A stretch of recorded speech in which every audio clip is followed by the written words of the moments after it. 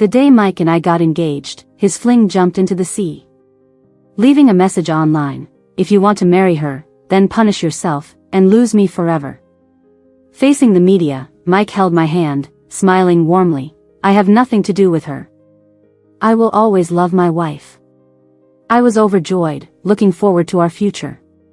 However, 3 days later, the usually reserved and polite Professor Mike committed suicide for love. The day Diana, the renowned dancer, jumped off a cliff from a great height. She left a letter for Mike: "If you want to marry her, then punish yourself, and lose me forever." The letter was anonymously posted online, causing a sensation on the internet. Netizens dug into Diana's past. They discovered that in her short but brilliant life, there was always a man who loved her deeply and cared for her deeply. In the end, they missed each other due to their different backgrounds. This man was very likely my fiancé, Mike. When Mike heard this news, he was about to give me my engagement ring. The media swarmed in, bursting into the engagement scene. The questions were sharp and direct. "Mike, have you seen Diana's message? Do you know Diana? What is your relationship with her?" The flashlights flickered, and the cameras followed Mike closely. They all wanted to see a hint on this famous physics professor's face. Mike calmly replied, "I have seen it. I have no relationship with her." Reporters kept pressing, "But some people online say you and Diana were lovers. How do you respond to this?" I nervously tightened my grip on his hand. It had been 10 years since I had been by Mike's side. I finally waited for his confession. How could such a ridiculous thing happen? I felt it was absurd, standing in front of the cameras, smiling and saying, "We don't know any Diana. My fiancé, Mike, and I have been together for 10 years. Today, we are engaged. Please don't speculate recklessly." After saying that, I looked up, full of anticipation, waiting for Mike's response. Mike lowered his eyes, deep and calm.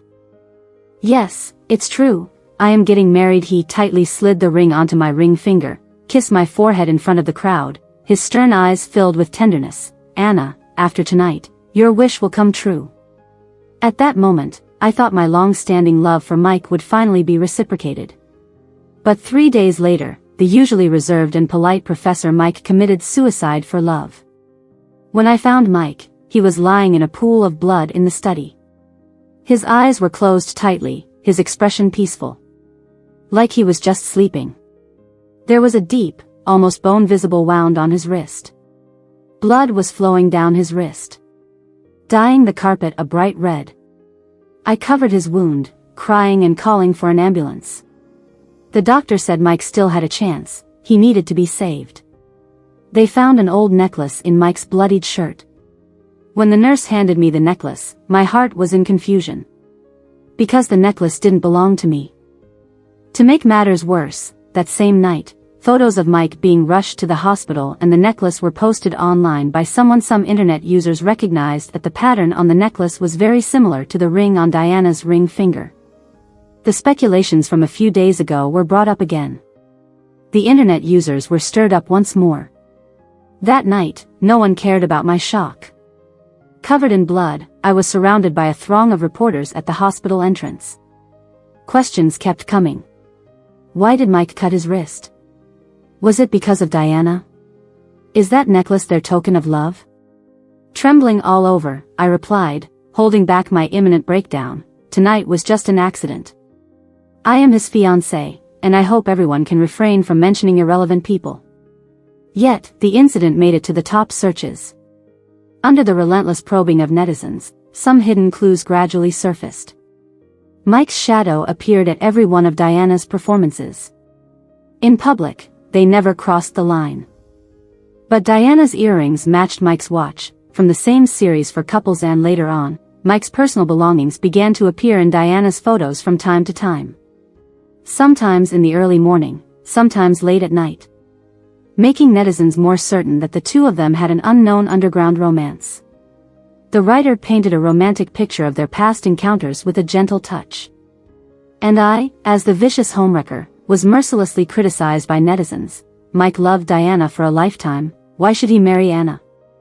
Arranged marriage, isn't it? A prodigy like Mike can't escape the fate of a political marriage? Can't a renowned dancer enter Mike's family's door? Truly absurd. Anna, can you see it? This is your dream come true in this prosperous age. The internet was flooded with hatred and insults. Alone, I sat by Mike's bed, feeling horrified and helpless. My few words of defense were quickly drowned out by the abuse. Now, all I pray for is Mike to wake up soon. There are too many questions I need him to answer. However, instead of receiving an explanation from Mike, I received another explosive piece of news. The single Diana had a 5-year-old daughter. A daughter? As I listened to the news report, I trembled, raising my eyes in confusion and helplessness. At the moment I saw the picture, I felt like I had been hit by a heavy blow. The little girl's eyes were almost identical to Mike's. In those brief moments, all the noise turned into a ringing in my ears. I listened to the ticking of the instruments, slowly lowered my head, and fell into despair. Could she be Mike's child? If so, where does that leave our child? After a week of coma, Mike finally woke up. His expression was calm. He explained the incident as an accident. But because of days of torment, I was mentally and physically exhausted. Mike, I need an explanation that I can believe. He looked at me with those beautiful eyes and said softly, I'm sorry for scaring you. He refused to answer any more questions. As for those baseless gossip, they disappeared without a trace the day after he woke up. His reason was, I will give my wife the respect she deserves. That was the answer I had been waiting for days. At that moment, tiredness overwhelmed me. I clenched my clothes. The report that was originally meant to show him turned into a crumpled paper lying deep in my pocket. I am pregnant. I haven't had a chance to tell him yet. But at this moment, I suddenly feel like whether to tell him or not is not that important. Mike has resumed his calm and considerate demeanor. He always puts me first, giving me all the respect. Friends always tease me, seen your photo on Mike's desk again today. Now the whole school knows you two are a perfect match. But I know it's not like that. He is too polite to me, just like how he treats a stranger. Except for that one time when he got drunk. People say he respects you, and you should be grateful. You will know it after you get married. Friends say I have premarital anxiety and they called to comfort me before hanging up that day. A friend suddenly remembered something and asked with concern, Anna, are you sick? I heard Mike took off work tonight to go to the hospital. I was startled. No, he didn't. Just a few minutes ago, Mike had messaged me saying he was working late. How could he have taken off work? I mumbled in confusion. He left in such a hurry. I thought it was because of you. Mike has been immersed in his research for many years, dedicated and never taken a day off for anyone. I realized something was wrong and grabbed the hospital address someone had given me from my bag and took a taxi to the hospital. It was the hospital where Diana's daughter was. She was diagnosed with kidney disease at a young age and is surviving on dialysis. Mike must have known about this child. I recalled a day shortly after Mike woke up. His mother hurried over and said something to him.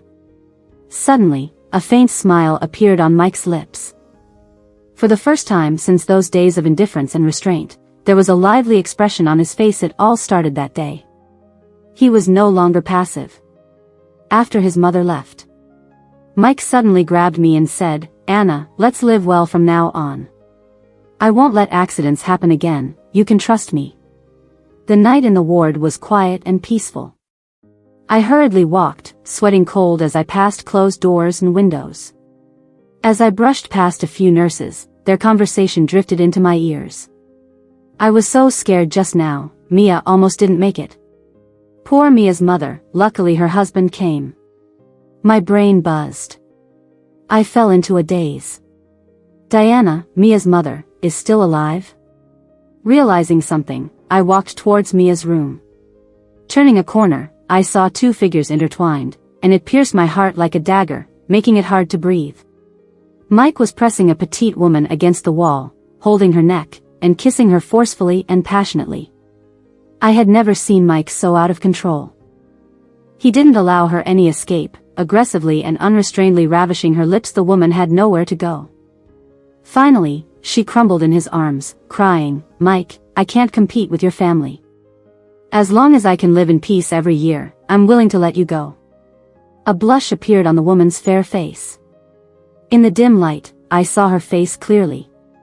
It was Diana. She indeed did not die. Mike's eyes were full of affection as he held Diana's face, his voice low and hoarse. "Why did you lie to me, Diana? Do you want to see me die?" Diana's lips trembled, like a startled deer. "Yes, your mother forced me to." Mike patiently brushed away her messy hair, comforting her. "There will be no more trouble in the future.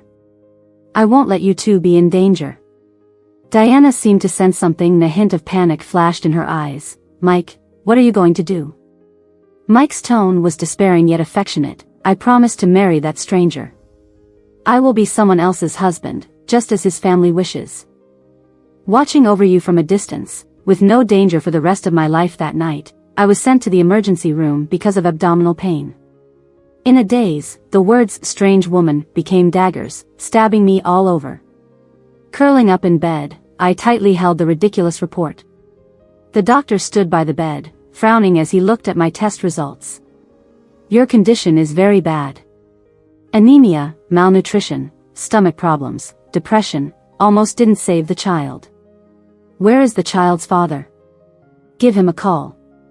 Decide whether to keep it or not." I endured the overwhelming nausea and closed my eyes, saying, "No need. The child has no father." In fact, this child was the result of an accident. One late night, Mike, who never drinks alcohol, got drunk and came back to kiss me at the entrance. In front of the man I've liked for 10 years. I didn't resist. And that one time, it led to me having this child. Lying in the hospital bed, I inexplicably opened Diana's social media platform. Finding the date of that day, and discovered it was the night Diana's dance performance, Farewell, trended. Farewell became a myth in the hearts of countless lovers in the following years. In her final message, Diana wrote, "You are my antidote and my way home." It was probably that night that Mike made the decision to let go. They bid farewell from a distance, using a small screen, choosing to say goodbye to each other. But I thought that night Mike truly loved me. I forced myself to get up from the bed, wiping away tears almost mechanically. "Doctor, I don't want the child. Can you schedule a surgery for me?" Due to my poor health, the doctor scheduled the surgery for half a month later. He reminded me to prioritize getting my body in good shape and not to worry too much. I decided to temporarily suspend my work. The free time gave me enough space to figure out how to move forward in the future. I am going to break off the engagement with Mike. But not now. My research project is just a step away. It requires cooperation with Mike. The day I made my decision, I dragged my ailing body to Mike's house, intending to sound him out. Outside the door, I accidentally overheard a conversation between Mike's mother and Mike.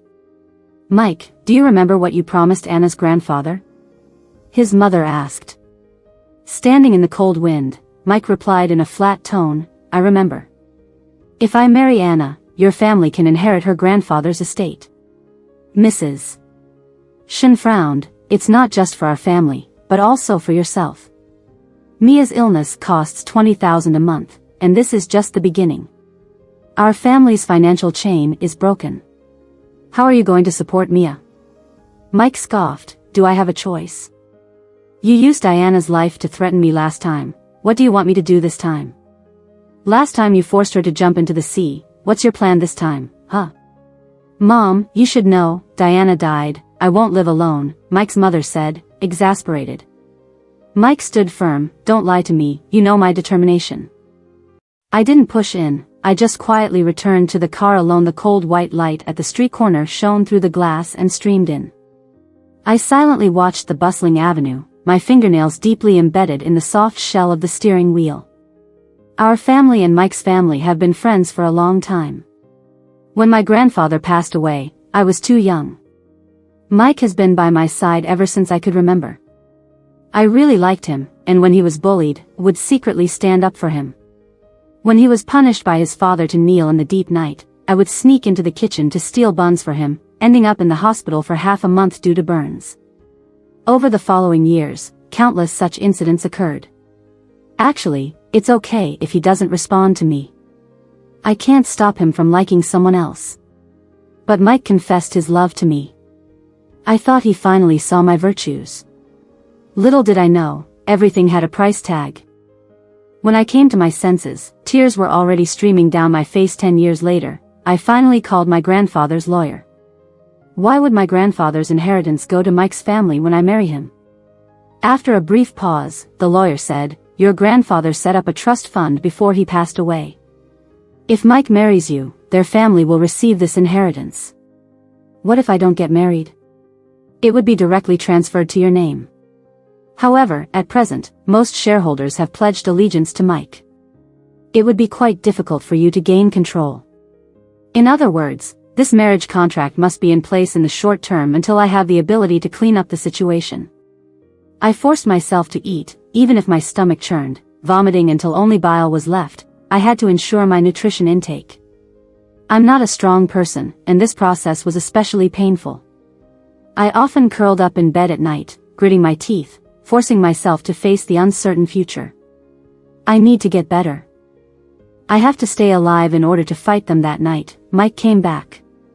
He brought a bouquet of flowers, the standard style from the flower shop at the entrance of the residential area. He looked at my instant noodles in the bowl and furrowed his brows. "You eat this when I'm not home? Did Mom not come? She took a day off." Mike fell silent for a moment, then lifted his apron and went outside, saying, "The food will be ready soon." There was a faint scent of jasmine in the air. I never used jasmine perfume. It must be from his clothes. I pulled out a chair and sat at the dining table, telling the kitchen staff, "I haven't been feeling well lately, can we postpone the wedding?" Mike's eyelashes quivered slightly as he replied, "There has never been a precedent in our family to postpone the wedding. If you're unwell, I can accompany you to the hospital." I looked at the person bustling in the kitchen and forced a bitter smile. It turns out that loving someone can be acted out. To save Diana's life, Mike can play along with me for a lifetime. When he returns, he will bring me hand-shredded chicken, watch my favorite movies with me after dinner, and sneak a kiss affectionately in a tipsy moment, just like a perfect husband. I stared at Mike's face, feeling more and more resentful each day. Several times, I couldn't help but want to slap his hypocritical face and make him go to hell. As the wedding day approached, the issue of canceling the engagement became more pressing. My main job is a lecturer at the same university as Mike. We worked together in the same lab and had a rare good collaboration. But when it came to company matters, I was completely clueless. It was extremely difficult to regain control of the company. The whole process almost drained all my brain cells. My grandfather's people always shook their heads helplessly and said, "Anna, you really have no talent in business." Funny, right? I was like the mediocre and incompetent supporting female character in a romance novel. I couldn't build my own business empire overnight. I had to face a reality. To reclaim the company that had been slowly eroded by Mike's family for so many years, I had to resort to clumsy methods that were detrimental to me. To make it happen, I purposely accompanied Mike on several visits home. During conversations, I hinted at my expectations for the wedding. This undoubtedly gave Mike's family great courage and confidence, believing that their inheritance from my grandfather would eventually fall into their hands. At the end of the month, Mike's family launched a high-risk gamble, expanding their business aggressively to seize the initiative. My and Mike's wedding suddenly became the most talked-about topic of the year. Just when I thought things would continue smoothly, Diana showed up. She completely disregarded Mike's protection and appeared in front of me, extending her hand with a smile. "Nice to meet you, and I am Mike's wife." At that moment, I had just undergone a miscarriage, sweating profusely. Diana boldly blocked me in the cold wind and declared war seriously. Clutching my coat tightly, I coldly said, "Sorry, I didn't know that you are used to calling mistresses wives." Diana's smile froze. "Anna, why deceive yourself? I've already given birth to a child. Mike probably doesn't even want to touch you, right?" She lifted her head arrogantly. "I allow your presence, allow Mike to occasionally come home to visit you, you should thank me. I had run out of patience, grabbed her hair and pressed her against the car window. I sneered coldly, open your eyes and see, what qualifications do you have to negotiate with me? Diana was terrified. She screamed, how dare you touch me? I gripped her so tightly that my knuckles turned white. Do you think you're dying too slowly?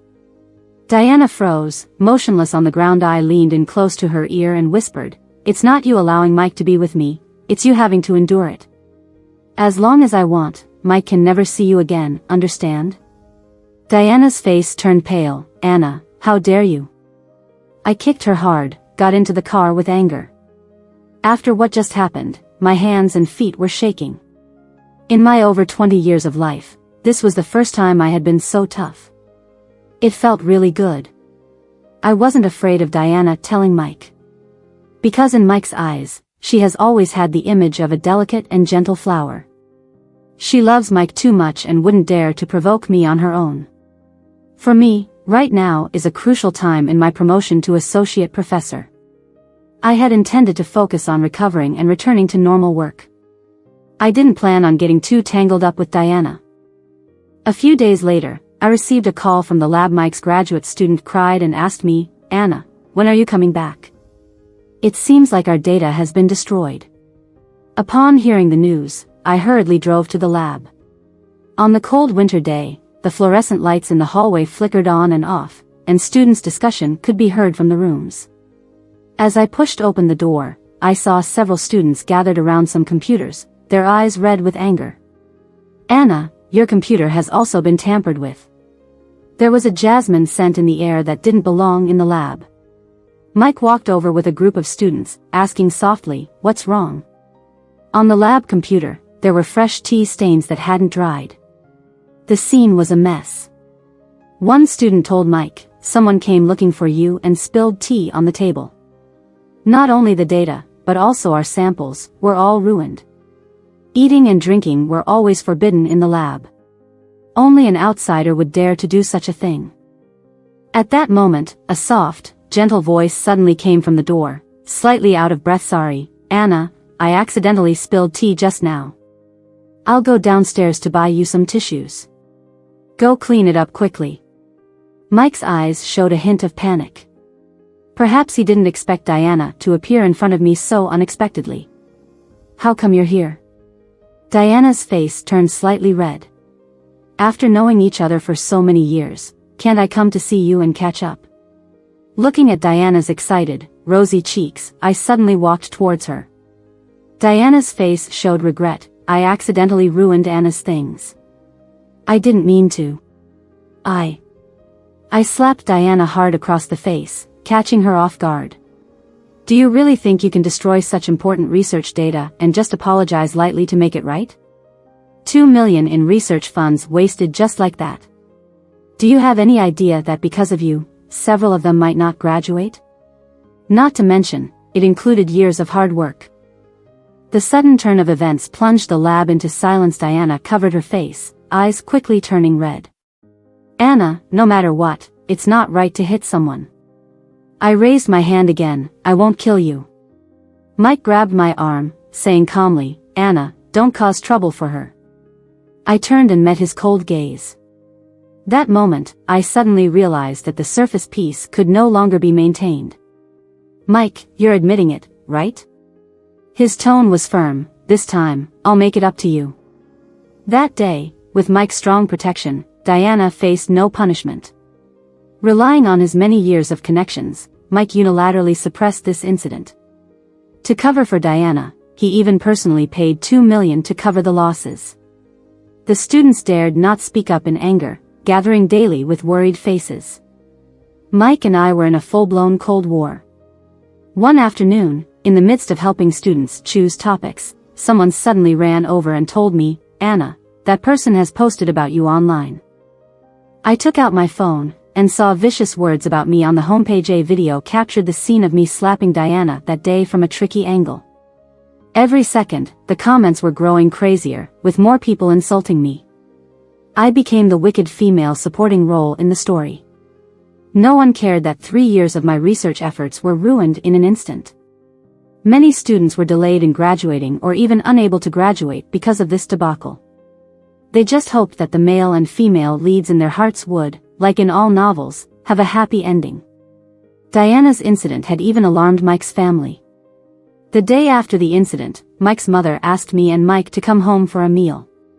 And she criticized Mike in front of me. "I threw away the things left by the person you kept."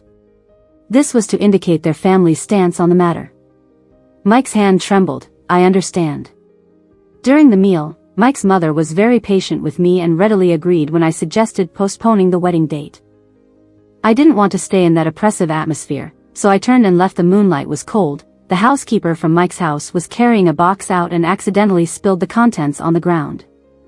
A few small items rolled to my feet.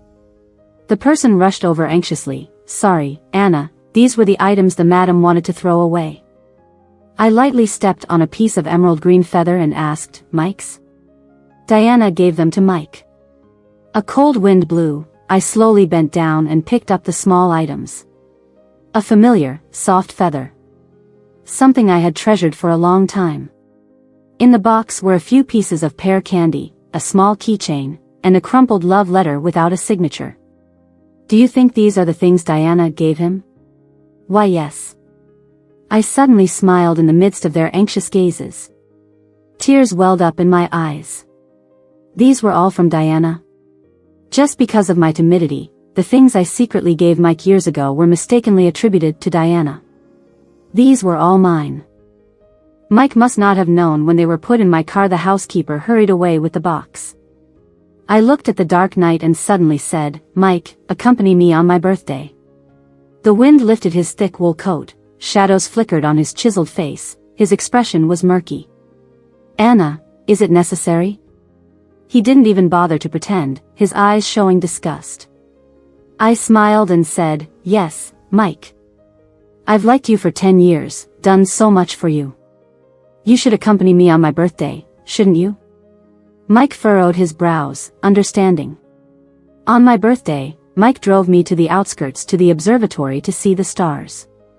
They say couples who make wishes under the stars will live happily ever after. All these years, I've been looking forward to this day.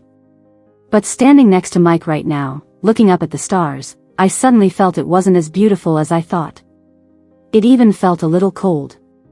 But seeing Mike unhappy made me happy. I've suffered for so many years, so what's a little discomfort for him?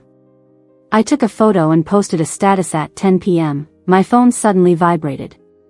It was a photo from Diana. She was nestled in Mike's arms, wearing a camisole, her face blushing. Mike's outfit suggested he had been out for a meeting and stayed out overnight 2 days ago. "Anna, he was mine a long time ago. Even if you get married, you're just taking care of him for me," she said. "Mia won't be our last child. Wanna bet?" I replied. Diana disappeared for a few minutes, then came running over to question me. Why isn't Mike answering his phone? Of course, his phone was in the car. Diana was getting impatient and her messages were provoking. "Mia is looking for her dad. Can you ask him to come back?" she urged. I pretended not to see. Soon, Diana sent another message. "Anna, I advise you not to be so malicious. If you dare to keep him in the dark, be prepared for the consequences. Mia is his heart, he won't forgive you." I turned off my phone and tugged on Mike's sleeve. "Mike, I don't want to look at the Weaver Girl star anymore. Find another one. And the ones after that, find them for me one by one." By the time we got back to the car, it was almost dawn. Mike turned on his phone and saw a series of missed calls, his face changing abruptly. He hurriedly made a call, his anxious tone barely concealed. "Diana, what's wrong?" On the other end, Diana was crying. This time her tone changed. "Mike, I don't know what to do. I'm sorry, Mia is sick. I messaged Anna 2 hours ago, she refused to tell you. Mia is very ill, can you come now?" It was the first time I saw such clear emotions on Professor Mike's face.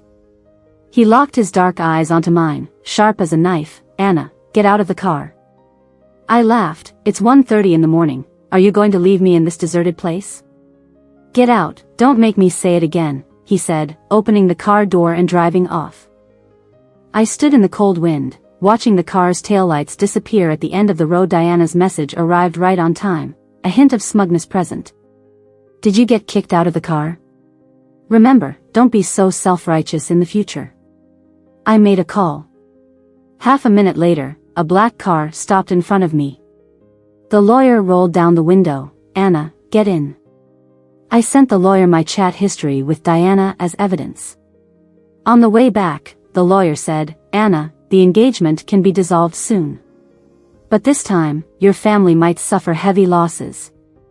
I knew it was just self-preservation. These days, I set new topics for Mike's students. Applied for grants for poor graduate students. Over the years, I've saved up enough to support several students to graduate successfully. And I plan to transfer them under my name once I become an associate professor. After all, Mike has become increasingly indifferent to them.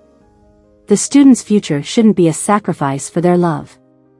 The next day when I turned on my phone, there were many missed calls and texts from friends. Mike is going crazy looking for you. Where are you? At the moment, I was sitting in a taxi heading to the hospital. Due to days of stress, I had caught a bad cold and my body wasn't getting any better. While waiting to see the doctor, I was checking my phone and realized that it happened to be Diana's birthday today. Flowers spread from the auditorium to the grass outside. The birthday party was grand and magnificent. Fans praised her, passers-by admired her, and the flashing lights at the venue kept flashing on and off. Diana looked like a fallen goddess, charming and beautiful. But she seemed a bit absent-minded today, staring blankly in a certain direction, looking sad. Anna, remember to have regular checkups and take your medication on time. The doctor's reminder brought me back to reality.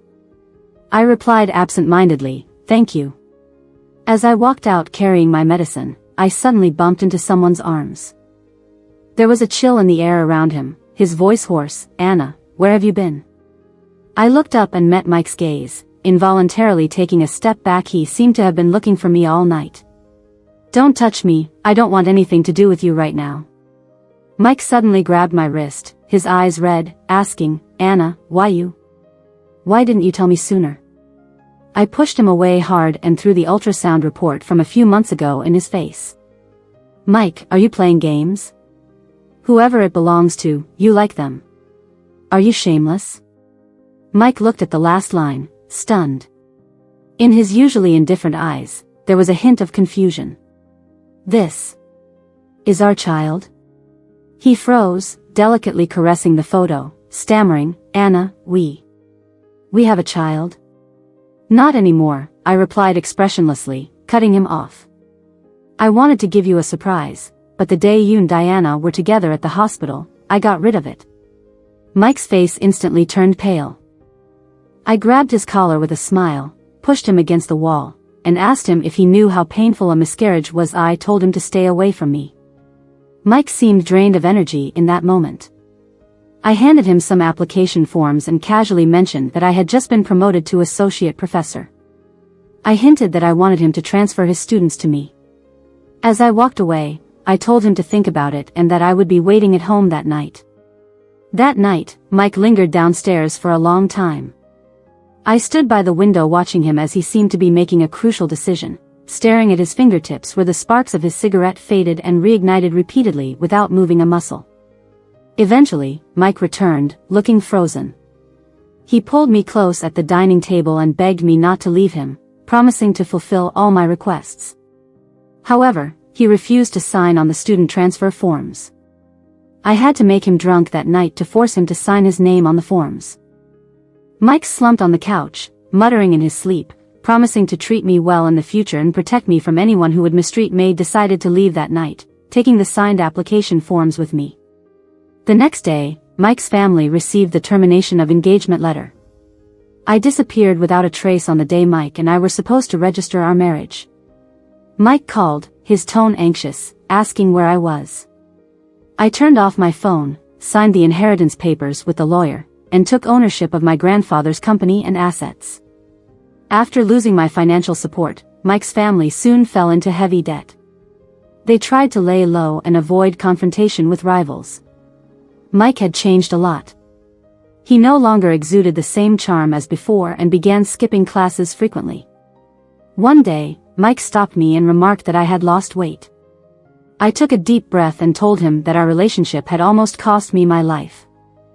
I reminded him that he had a child now and needed to accumulate some good karma for her sake. Later that night, Diana called me, demanding to know why Mike was ignoring her.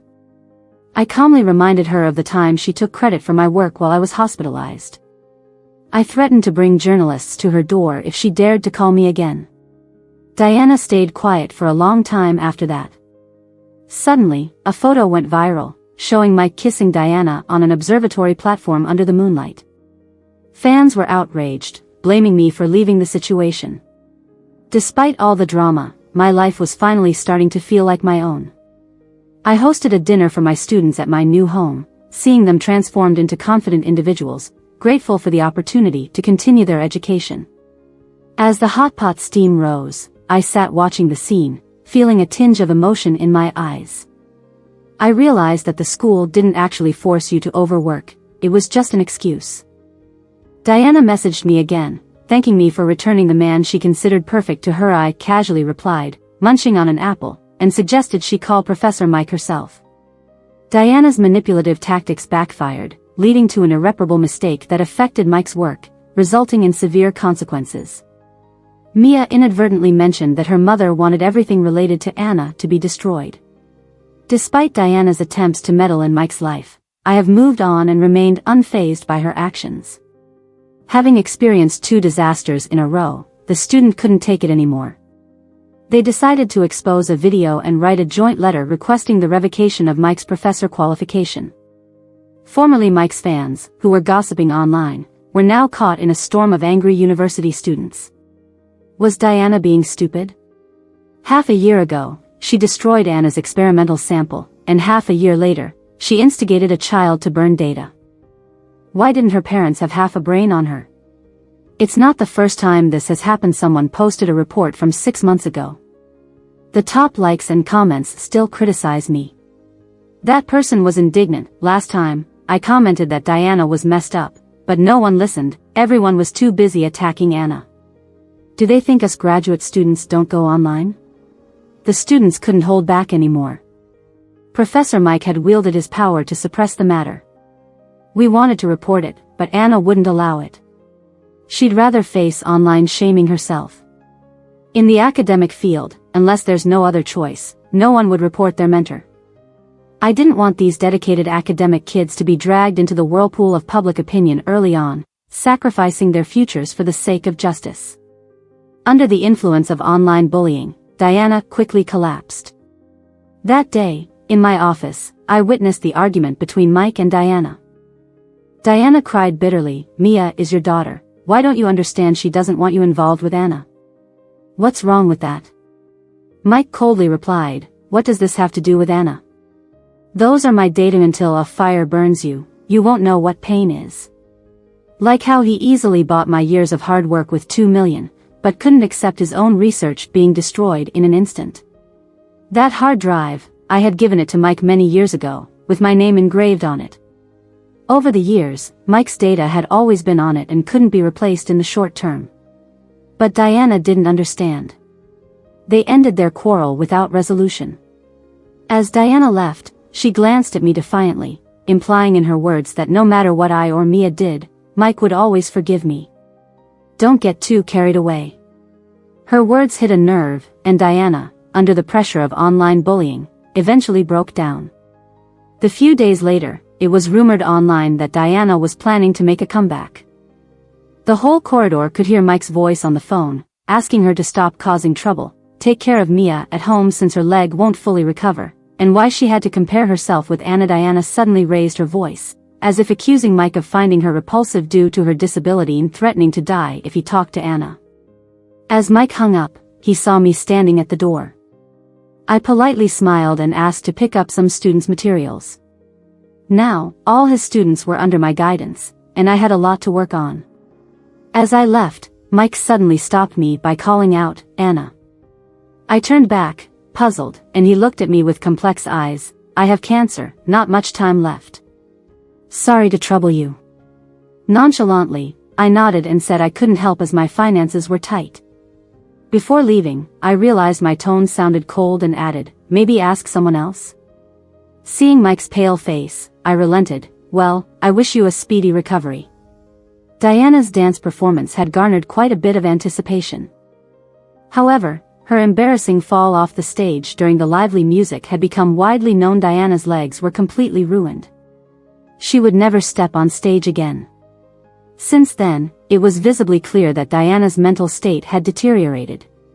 Towards the end of March, her dance piece Farewell was suddenly exposed for plagiarism by a student who took the art entrance exam years ago. The piece was almost identical to Diana's Farewell, made nearly half a year earlier when Diana was one of the judges. The scrutiny infuriated the public, with calls for justice growing louder. The screenshots collected by the lawyer were finally put into use as Diana's provocative comments were exposed, awakening netizens to the truth. Diana panicked as she tried to explain and defend herself but was met with harsh criticism. All the venomous words she had once used against me years ago were now being hurled back at her. I called the company, and on the other end, they assured me that the money had been transferred to the art exam student I helped. She thanked me for standing up for her. Anna, do you still want to trend next? After a moment's thought, I decided against it and requested that the remaining money be given to that student for a better life. The last leaves fell outside the window, and the rusty tree cutter emitted piercing sounds, resonating in the winter sky. Mike had moved out of the laboratory, and his wall of honors had been cleared. Only a bare white wall remained, soon to be replaced with my name. I returned the gift Mike had once given me, which included a bracelet he'd given me when I just arrived at the lab. He touched the slightly dim diamond and said, Anna, maybe I was wrong about her. I stood there, silent. Mike lowered his head, bitterness spilling from his lips. How could she become that way? Greedy, malicious, unrepentant. Anna, if only I had stayed with you. Mike, did you ever ask for my consent? I interrupted him. Mike paused. I continued, I don't want to be chosen. Who gave you the right to find a path difficult and then use me as your retreat? Ultimately, greedy and malicious person is actually you, Anna. Anna, it's time to go, someone lazily shouted at me from across the street. Mike paused, then turned to look at a man leaning against a car not far away. He was wearing an open-front double-breasted wool coat, standing lazily in the wind. His gaze towards me carried a smile. I nodded. Don't tell me about your matters next time. I have a boyfriend now. The wind howled. Mike's long overdue confession came from behind. Anna, I love you. I paused my footsteps, turned my back to him, and laughed. Is your love something very precious? I had no mood to talk to him, so I walked past the front of the car and got in. William closed the door for me, greeted Mike indifferently, and took me away.